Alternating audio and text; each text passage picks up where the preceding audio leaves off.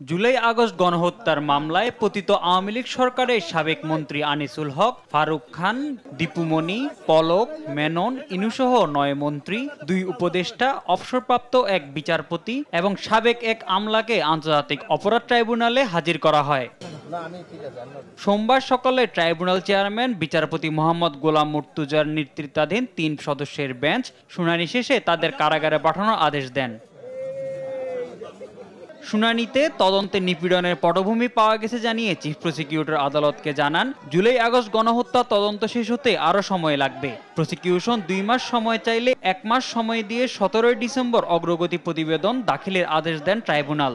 এইটার তদন্ত সমাপ্ত করে বিচারের উপযোগী একটা রিপোর্ট দাখিলের জন্য আমাদের একটা যুক্তিসঙ্গত সময় দরকার।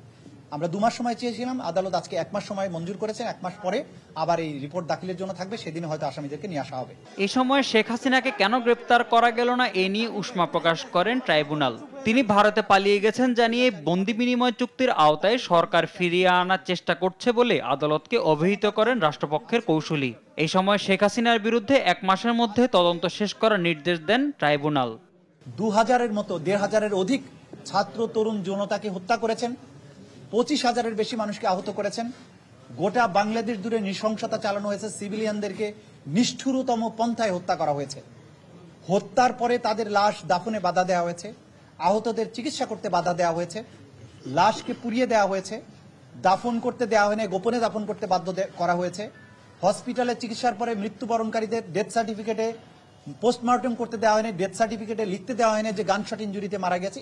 শেখ হাসিনাকে সব অপরাধের কেন্দ্রবিন্দু উল্লেখ করে চিফ প্রসিকিউটর বলেন, ফেসিসদের যে শেষ রক্ষা হয় না, কাঠগড়ায় আওয়ামী লীগের প্রভাবশালী নেতারাই তার প্রমাণ। তারা বিভিন্নভাবে গণহত্যায় সম্পৃক্ত ছিলেন। আজকে প্রধান আসামি ছিলেন শেখ হাসিনা। শুধুমাত্র তাকে রক্ষা করা এবং তাকে ক্ষমতা রাখার জন্য এই অপরাধগুলো সংঘটিত হয়েছে এবং এই সমস্ত অপরাধের সবচাইতে বড় দায় হচ্ছে শেখ হাসিনার। শুনানিতে অভিযোগের কপি না পাওয়ার কথা জানায় আসামিপক্ষের আইনজীবীরা। শিগগিরই দেওয়া হবে বলে জানান ট্রাইব্যুনাল। মোহাম্মদ সাকিব, দেশ টিভি, ঢাকা।